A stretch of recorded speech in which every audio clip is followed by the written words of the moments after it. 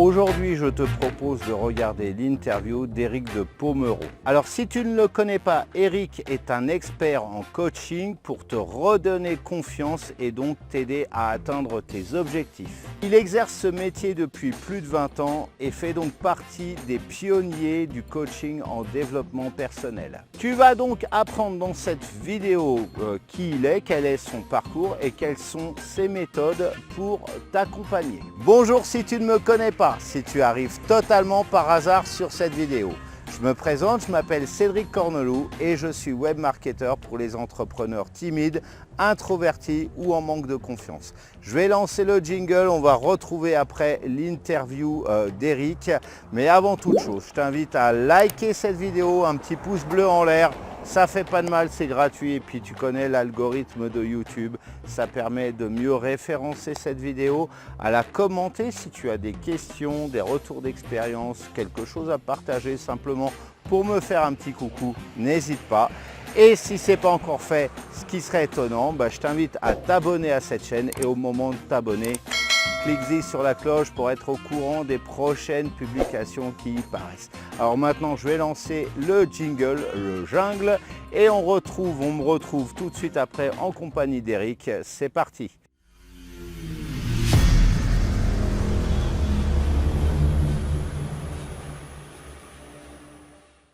Éric de Pomerau, bonjour, bienvenue pour cette interview. Alors, on va commencer simple, une question basique. Est-ce que tu peux te présenter à celles et ceux qui ne te connaissent pas, qui arrivent sur cette vidéo? Bonjour Cédric, merci de cette introduction. Oui, effectivement, je vais me présenter de façon assez simple et centrale. Je suis un produit ou une personne issue complètement de l'expérience de la relation humaine, de la gestion des ressources humaines. Et c'est fait en 2 temps professionnellement, 2 temps principaux. Le premier temps, c'est que j'ai travaillé pendant une quinzaine d'années dans des grands groupes internationaux en région parisienne, en faisant à peu près tous les aspects de la gestion des ressources humaines en entreprise, que ce soit surtout les qualitatifs, c'est-à-dire la gestion de la mobilité interne, la gestion des talents, la gestion du recrutement, de la formation, etc. Et puis, évidemment, donc, dans des contextes un peu perturbés, la gestion de la mobilité externe, donc aider des personnes à se reconvertir, à trouver un job, à se recentrer aussi sur leur centre d'intérêt pour s'épanouir professionnellement. Et ceci m'a amené donc directement, pour simplifier, à ce métier que je ne connaissais pas, qui est celui du coaching. Donc je suis coach depuis près de 25 ans maintenant. Et ma première motivation donc était de ne pas faire du conseil, justement. Et lorsque j'ai rencontré ce métier, qui débutait, il faut le dire, dans les années 99-2000, donc en France, eh bien, j'ai compris que c'était fait pour moi, en tout cas, que j'y avais une place et que j'aurais une place prépondérante là-dedans. Donc, je suis coach professionnel depuis bientôt 25 ans. J'accompagne donc des personnes qui sont dans des phases de changement. Je les aide à se recentrer sur leur motivation, à trouver du sens dans ce qu'ils veulent atteindre, à être aussi un accélérateur en sécurité de leur vie professionnelle, de leur situation souhaitée. Voilà. Et dans ces aspects, on va y revenir, mais donc je suis un coach accompagnateur, surtout sur l'individuel. Je forme des coachs aussi qui veulent un peu vivre aussi de cette passion. Donc, je veux donc partager avec eux ma passion. Et je suis aussi superviseur de coach, ce qui, dans le jargon, on dit parfois coach de coach, c'est-à-dire que on agit pour que on soit vraiment dans un métier, dans l'éthique du coaching, dans la sécurité du client accompagné et aussi du métier et de la personne, bien sûr, qui pratique. Parce que si on ne fait pas attention, c'est ce que je dis souvent aux personnes qui veulent faire ce métier, on peut vouloir faire du bien et apporter plus de décalage, moins de bien. que le contraire, tout simplement. Voilà, en quelques D'accord. mots. Alors, je crois que tu fais partie des premiers coachs et que le coaching a plusieurs aspects pour toi. Alors effectivement, donc comme je l'ai dit, donc dans les années 2000, donc il y avait juste une catégorie de coachs, c'était des coachs pour les très grandes entreprises, et on savait que ces gens se faisaient payer assez cher, très cher, donc, mais on ne savait pas du tout, c'était tabou de savoir quelle était leur méthode, ce qu'ils faisaient pour accompagner ces grands chefs d'entreprise, ou c'est plutôt ces chefs de très grandes entreprises. Donc plusieurs aspects dans le coaching, donc que je porte en moi-même. Hein. Donc la première chose, c'est que le coaching pour moi est synonyme d'accompagner une phase de changement. Mhm. Il n'y a pas de coaching s'il n'y a pas de volonté de changer. Et On est quand je d'accord. parle de changement, il s'agit de changer réellement. Quelqu'un qui me dit je veux gagner 50 € de plus par mois, ce n'est pas pour moi un véritable changement. Il n'a pas besoin d'un coach pour ça, n'est-ce pas? Quelqu'un qui Mhm. dit je veux retrouver du sens à ma vie, là on est dans quelque chose de changé. Et je vais lui demander est-ce que vous êtes prêt à me faire confiance et à travailler sur vous-même pour faire ces changements. Ça, c'est le, le basique, je dirais, de tout ça. Derrière ce basique, il y a donc conduire, accompagner les gens vers leur propre autonomie. Mhm. Le coaching, c'est développer le potentiel de chaque personne. C'est permettre à chacun d'être connecté avec ses propres ressources, qui parfois sont des ressources un peu cachées. Donc, c'est les révéler aussi, c'est valoriser la personne. Le coaching, l'un des autres aspects, bien sûr, donc de mon propre coaching, bien, j'ai dit, c'est d'accompagner des personnes de façon spécifique à expérimenter le coaching pour eux-mêmes et à eux-mêmes, s'ils le souhaitent, devenir des relais pour la réussite d'autres personnes. Je parle de réussite, donc je devrais parler en fait de projet, parce que un coaching, c'est accompagner une personne pour atteindre ou pour dégrossir ou pour clarifier son projet. Cette notion de clarifier, cette notion donc de mise en place de feuilles de route concrètes, de stratégies, est pour moi absolument fondamentale dans le coaching. Ça se traduit évidemment donc par un point d'entrée majeur pour moi, qui est celui de définir ce qu'on va faire, tout simplement. En coaching, ça Mhm. s'appelle définir le cadre et l'objectif ou les objectifs et déjà avoir une vision du résultat. Mhm. Voilà quelques aspects que je peux dire du coaching. Je pourrais dire aussi qu'il y a je ne vais pas rentrer dans la problématique du coaching professionnel ou du ce qu'on appelle live coaching, parce que pour Mhm. moi, on est un coach professionnel et on s'adresse à une cible qui soit professionnelle, soit de vie, on va dire. Mhm. Et le coaching professionnel est le même processus, la même démarche dans l'un ou l'autre des cas. Mais en revanche, on peut avoir deux aspects principaux dans le coaching individuel et le coaching d'équipe, bien sûr. Dans le D'accord. coaching, dans le coaching individuel, bien évidemment, c'est one-to-one, donc, et c'est clair. Le coaching d'équipe, c'est pour moi mixé, et je suis pas en phase avec tous les coachs en disant ça, mais mixer une dimension individuelle et une dimension d'équipe, c'est-à-dire savoir aider quelqu'un dans une équipe à trouver sa place, à reconnaître la place de l'autre, c'est de l'individuel, et ensuite à travailler sur une cohésion d'équipe, accompagner cette cohésion d'équipe avec la plupart du temps plusieurs coachs pour mettre en place une cohésion d'équipe, parce que c'est quand on est en phase ensemble qu'on va loin dans des projets communs, n'est-ce pas? D'accord. Alors, dis-moi, voilà, je suis intéressé pour que tu me coaches. Comment ça se passe? Comment ça va se passer? J'arrive, voilà, je veux venir te voir et comment tu me reçois, enfin comment ça va se passer? Dis-nous tout.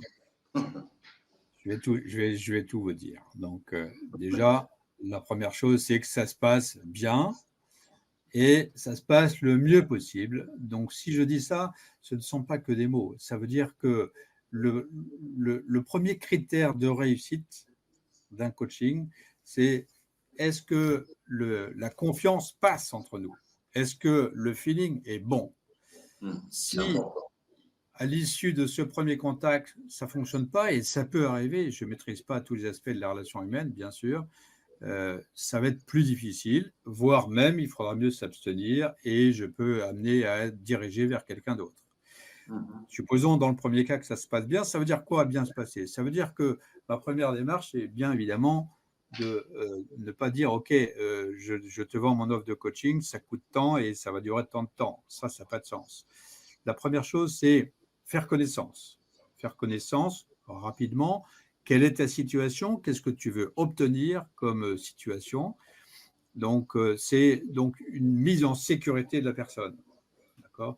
Pour justement voir si ça marche bien, si mon écoute est bonne et adaptée à la personne, et tout ça. Ça, c'est la première chose. Et à travers ça, le point numéro 2, c'est, oui, essayer d'avoir un bon aperçu de ce qui serait déjà un besoin si quelqu'un vient me voir et qu'il y a une motivation. Donc, je vais essayer avec mes capacités de reformulation, de travailler sur ce besoin.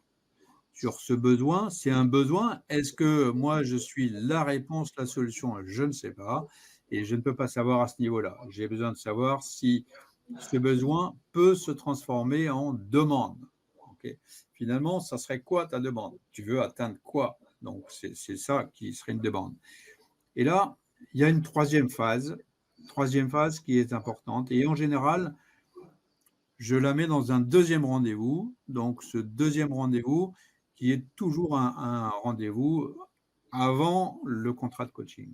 C'est de transformer cette demande en objectif. Alors, parfois, ça se fait tout dans le premier rendez-vous, mais en général, ça se fait dans un deuxième, au moins un rendez-vous de validation. C'est-à-dire qu'on définit le cadre de notre travail et l'objectif. L'objectif en coaching, c'est un point d'entrée. Okay.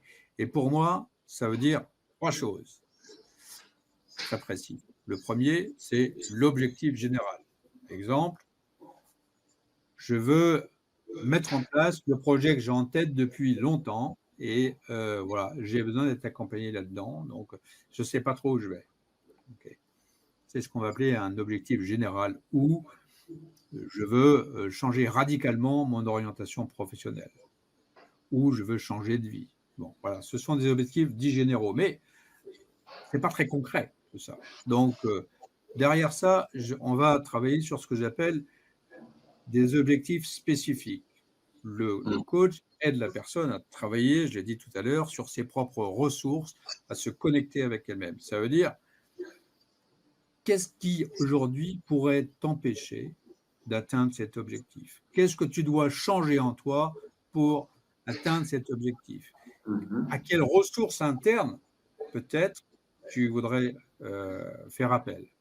Et pour définir tout ça, bien, il y a évidemment la technique du questionnement, donc jusqu'à ce qu'on valide sur des questions qui vont être ces objectifs. Par exemple, ça peut être dire, je suis timide, j'ose pas m'exprimer en public. Okay. Donc, un des objectifs spécifiques peut être de dire, OK, je veux travailler sur ma communication en public, je veux être capable donc de communiquer en public ou de faire un live ou des choses comme ça, etc. Je veux être capable, je veux travailler sur m'affirmer plus, savoir peut-être dire non, oser faire des choses que jusque-là, je me suis interdit, etc. Oser dire non, oser dire oui aussi. Hein. Souvent, on parle de oser dire non. Moi, je dis que si on n'est pas capable, si on a du mal plutôt à dire non, ça veut dire que le oui qu'on donne n'est pas forcément un vrai oui. Donc, derrière, c'est aussi souvent identifier nos propres valeurs. Comme Par exemple, pour moi, je parlerai de mon authenticité, de ma transparence, de ma passion, etc. Donc, tout ça, ce sont des mots, mais comment est-ce qu'on va les clarifier et les concrétiser par de l'exemple? Ça, ce sont des objectifs qu'on peut travailler ensemble. Voilà. Et puis, le troisième niveau du cadre, c'est déjà ce que j'appelle un indicateur de réussite ou un indicateur de progression. Et c'est concret. C'est-à-dire que je vais te projeter mettons, dans 3 mois, donc à la fin du coaching. OK, si mon coaching est réussi, qu'est-ce que tu sauras faire? Comment tu pourras mesurer ce que tu seras capable de faire? Parler en public? OK. Donc, on peut dire, dans 3 mois, j'aurai animé 1 ou 10 réunions en public où j'aurai atteint tel niveau de choses. Ça, c'est très concret et c'est binaire, c'est oui ou c'est non. Donc, voilà, même si cet indicateur peut changer. Donc, on va définir comme ça un certain nombre d'indicateurs très concrets pour savoir ce qu'on veut. Oser, par exemple, souvent on donne un exemple de travail concret, aller voir le boulanger et oser lui dire non, le pain que je lui ai acheté est pas assez cuit ou trop cuit et donc je veux le changer. Parfois, on ne veut pas faire ça. En fait, ce sont ces petits exercices-là qu'on va travailler dans le coaching avec cette notion majeure pour moi qui est la mise en sécurité de la personne. Si je parle de oser et que je suis dans une situation professionnelle, si mon client est dans une situation professionnelle difficile, je ne vais pas tout de suite lui dire allez, ose aller voir ton patron et dis-lui ce que tu penses. Ça n'a pas de sens. Si, il faut des paliers, on est d'accord. Et voilà, parce que le résultat, c'est que le patron va dire ok, tu as vu là, ça s'appelle la porte, tu la prends si tu veux, tu la laisses sur les gonds, hein, donc tu vas voir ailleurs. Donc, on trouve des situations pratiques sur cette même situation. Si la personne est, j'aime bien prendre cet exemple, président ou secrétaire général de l'association de bowling du coin ou de pétanque, l'enjeu est moins fort. À la limite, il va perdre sa place de président et ça lui rendra service parce qu'il aura plus de temps. Donc, voilà. Donc, c'est toujours ça, cette sensibilité du coach de mettre en sécurité le client ou la cliente. D'accord. Justement, pour les gens qui sont timides, là, tu en parlais déjà juste avant, mais j'aimerais clarifier les choses. Pour les gens qui sont timides et qui regarderaient cette vidéo, est-ce que tu travailles justement pour développer la confiance en soi? Alors, ma réponse, elle est majeure. Donc, à travers mes plus de 20 ans de coaching, je pense qu'il y a plus de 95% des coachings qui sont liés à la confiance en soi. Donc, ma réponse est oui plus. Donc, bien évidemment. La confiance en soi, donc pour travailler la confiance en soi, et ceux que je forme qui me disent « Ah, ok, j'ai l'objectif de mon client, renforcer la confiance en soi ». Ma réponse est simple, je dis « Oui, et alors ?» Et encore. Et pour aller plus loin. Parce que ça a évidemment plusieurs formes, la confiance en soi. On manque tous, plus ou moins, de confiance en soi. On pourrait dire, ça devient aussi du caractère. Je suis plutôt introverti ou plutôt extraverti. Et un introverti, comme j'ai été longtemps, enfin comme je suis encore, parce que c'est une tendance naturelle, on sait qu'il a besoin de temps pour révéler qui il est spontanément à l'intérieur. Je fais référence à par exemple le MBTI, donc, ou des choses comme ça, mais ça c'est important. Donc il va falloir aussi prendre son temps. À l'inverse, l'extraverti, il va déballer tout. Mais peut-être c'est une fausse confiance en soi, parce que quand il a tout déballé, il n'a plus de recul. Donc, en fait, les points d'entrée dans le coaching, c'est confiance en soi, c'est prise de recul ou prise de hauteur, c'est la même chose. C'est-à-dire, en fait, ce que je dis, si on ne sait pas où on en est, on monte dans un arbre, on monte sur la table et on a une vision différente de vue d'en haut. Okay. Ça, c'était une image, et donc ça nous permet véritablement soi-même de prendre du recul. Le coach est celui qui pose des questions. c'est celui qui sait écouter aussi le silence. Ça, c'est un point important. Parce que c'est dans le silence de la sécurité de l'entretien de coaching que les choses vont travailler de l'intérieur et que cette confiance en soi, non seulement va se renforcer, mais elle va prendre une dimension personnalisée d'expression. Moi, je le dis souvent d'ailleurs, il faut pas croire qu'un coach, un véritable coach, c'est quelqu'un qui va parler tout le temps. C'est, je pense, quelqu'un qui sait d'abord écouter. Écouter les besoins, écouter les attentes, écouter ce que la personne a défini comme objectif et non pas sortir sa science, oui, tu devrais faire ci, faire ça, machin. Ça, c'est justement la fausse idée qu'on se fait du coach, à mon avis. Je valide totalement et je dirais que mon principal outil, parfois on me demande, mais quels sont tes outils?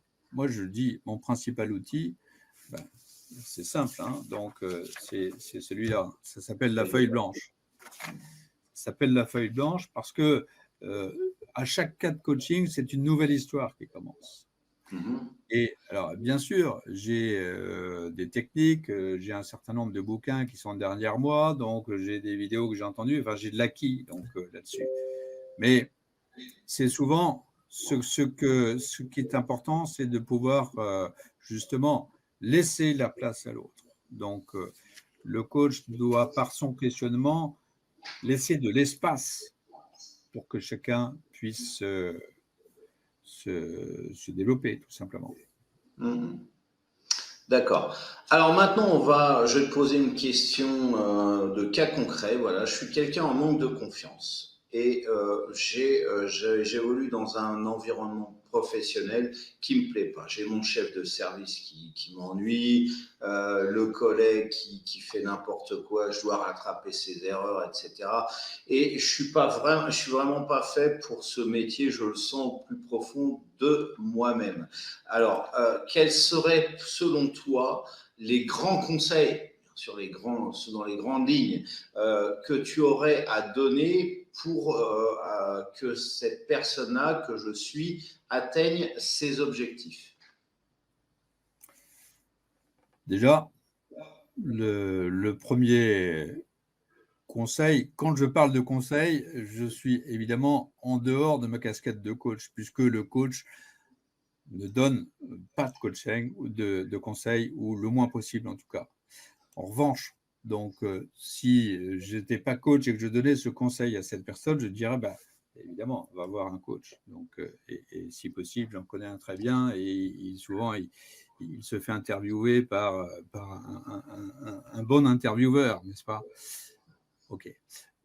Plus sérieusement, je dirais qu'il faut j'ai dit tout à l'heure, prendre du recul et sortir de cette espèce de pression. Pour ça, eh bien, il faut savoir qu'est-ce qu'il y a qui ne va pas. Quand on me dit, oui, moi je vais très bien, mais c'est mon chef de service qui ne va pas bien. Okay.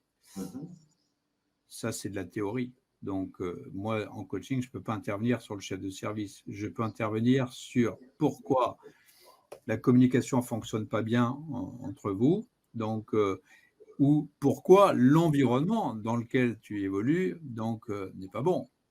Okay. Donc, ça veut dire quelle est la résonance que tu as en toi, parce que cet environnement ou ce chef de service, il peut être bon pour quelqu'un d'autre. Okay. Donc, ça veut dire prendre du recul. Évidemment, en tant que coach, de façon tout à fait subjective, je dirais, écoute, prends le temps d'aller réfléchir avec quelqu'un, si possible avec un coach. Donc, voilà, il va t'aider à prendre ce recul, à prendre conscience. Avant même de prendre une décision qui peut-être serait trop spontanée ou trop motivée par la colère ou le besoin d'en sortir. Il m'arrive parfois, pour répondre à cette question, quelqu'un qui peut venir de cette façon et qui veut changer de boulot, je dis, je vais vous accompagner non pas à trouver un boulot, mais à en trouver deux. Ah bon? Et au début, il ne comprend pas. Je dis parce que la première phase d'une recherche d'emploi peut être dans une situation qui parfois est insupportable, parce qu'on peut avoir de l'agression, etc. Il faut sortir de l'environnement. Et donc, la première phase, c'est trouver quelque chose qui permette de satisfaire un objectif alimentaire. Donc, en tout cas, pas mettre la personne en danger. Et dans cette même phase, on va travailler sur quelque chose qui sera peut-être à plus long terme.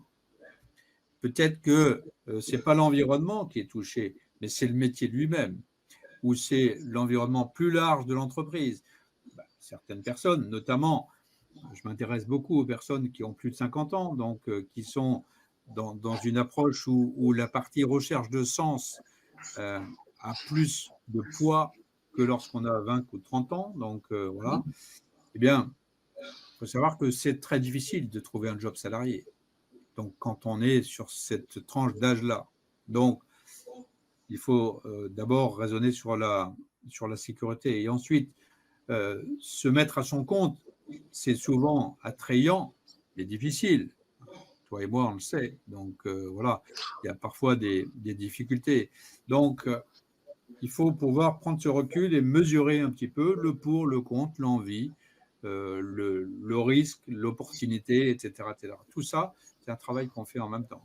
Donc, premier conseil, pas de panique, retrouver la sérénité d'un changement. Un changement durable se fait dans la sérénité, pas dans l'impulsion. Exactement. Ça se fait pas dans la tension, dans la panique. On fait jamais les bons choix quand on est.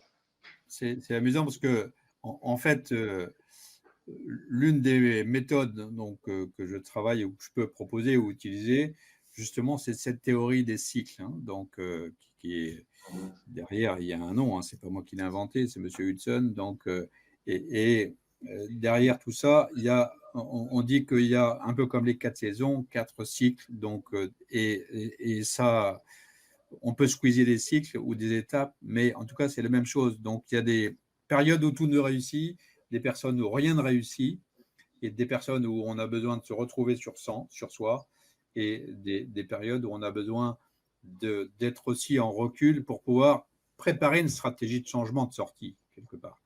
Donc, ça, c'est le cas idéal. Après, il y a aussi, chaque cas est particulier. Donc, c'est pour ça que je ne peux pas dire qu'il y a une méthode qui est adaptée à chacun. En revanche, donc, prendre du temps, prendre du recul, travailler sur soi, travailler par écrit, donc c'est bien. Et tu as dit quelque chose qui est important aussi, c'est sur l'émotion.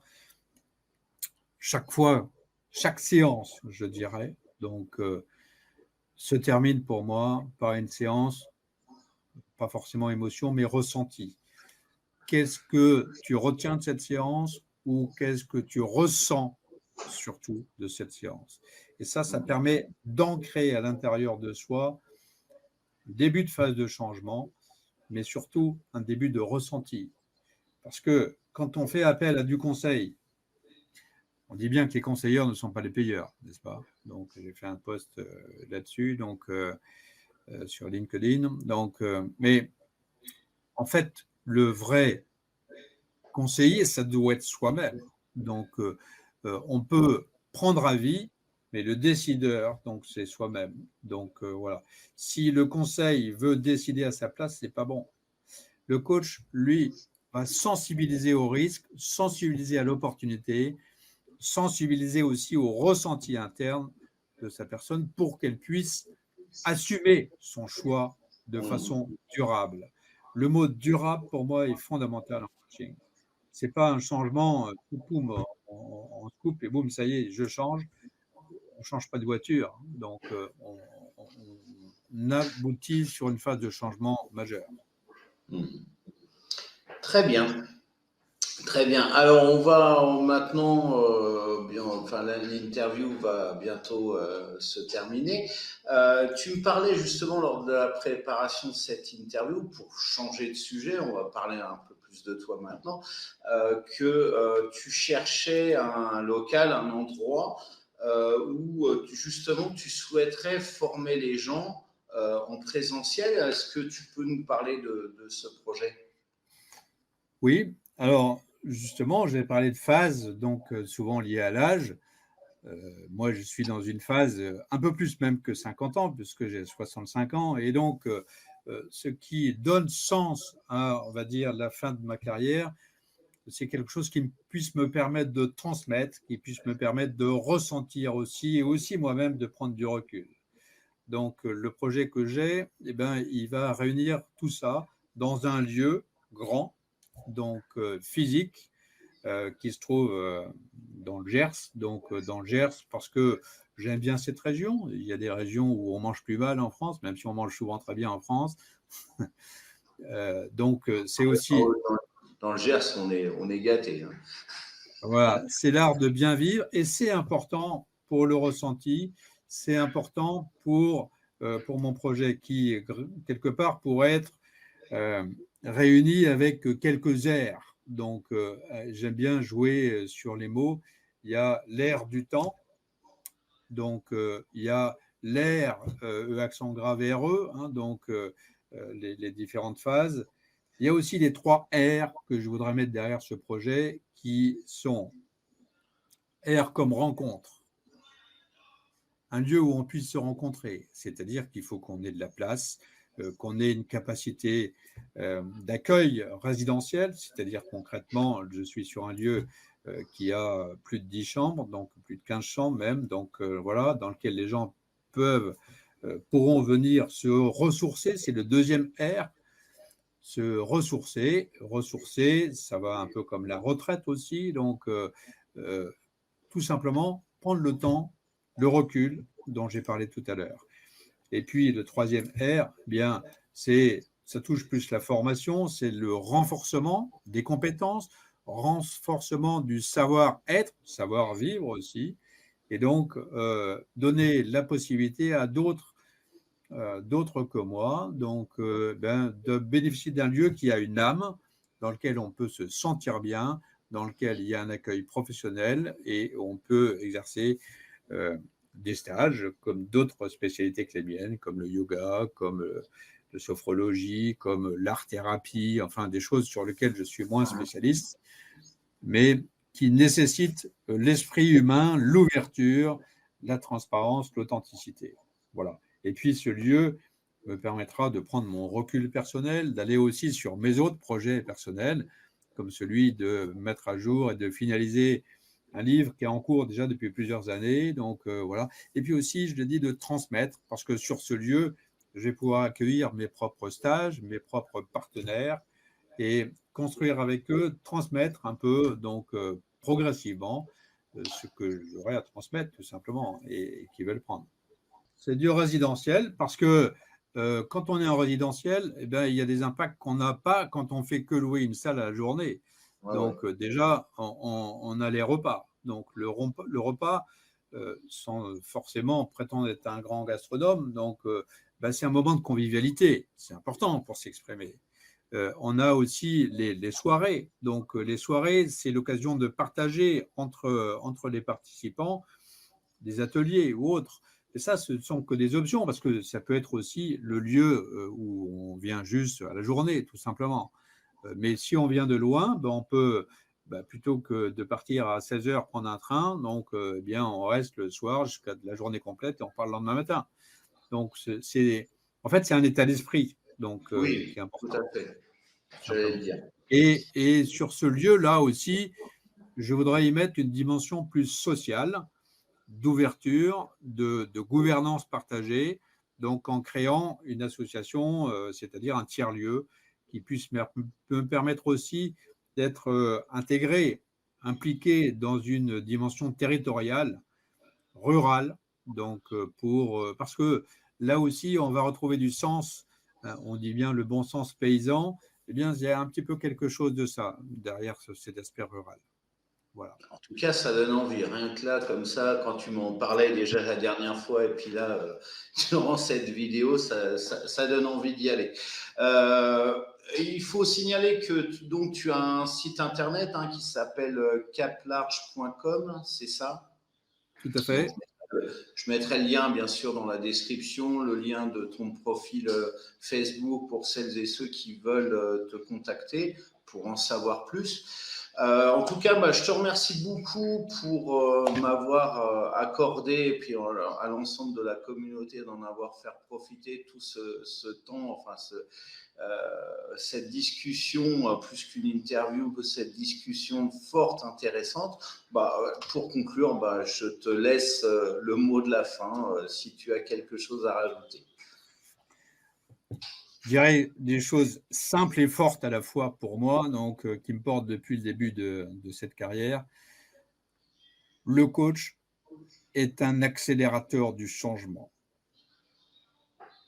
Premier point.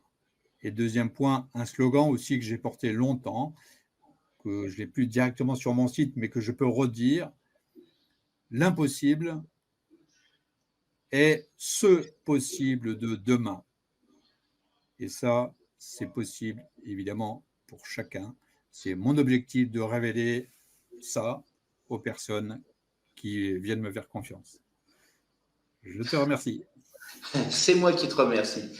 Au revoir. À bientôt. Au revoir. Voilà, alors cette vidéo est maintenant terminée. Comme je te l'ai indiqué au tout début, je t'invite à liker cette vidéo, à la partager, à la commenter si tu as un retour d'expérience. Si par exemple tu as été coaché par Eric ou tu cherches un coach, tu as des questions que je pourrais lui relayer bien évidemment, ou juste un petit coucou à faire, n'hésite pas à le faire. Hein, voilà, tu connais la maison YouTube dans la fenêtre de commentaires. Et puis si ce n'est pas encore fait, ce qui serait étonnant depuis le temps que tu regardes cette vidéo, eh bien abonne-toi à cette chaîne et au moment de t'abonner, clique sur la cloche pour être au courant des prochaines vidéos qui paraissent. Alors maintenant, je t'invite aussi à regarder dans la description pour avoir tous les liens comme je l'ai indiqué durant l'interview pour rejoindre Eric, pour le contacter.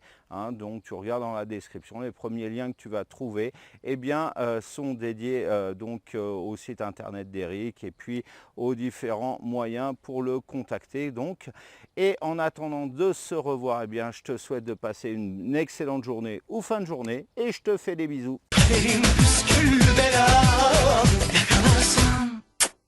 Alors, je t'ai donné une stratégie comme ça d'investissement en bourse, c'est ce qu'on appelle le DCA, hein. Ça veut dire Dollar Cost Averaging, c'est pas moi qui l'ai inventé, c'est, j'ai oublié son nom, c'était le mentor de Warren Buffett. J'ai son bouquin, non, je ne l'ai pas ici dans l'étagère, ça me reviendra. Ça me reviendra. Tu vas voir à un moment donné, on va parler d'un autre sujet, tu vas dire, ah bref, la méthode de DCA, c'est l'auteur de l'investisseur intelligent. L'investisseur intelligent, c'est de je ne sais plus qui, l'investisseur intelligent, c'est de Benjamin Graham. Voilà, évidemment, Benjamin Graham.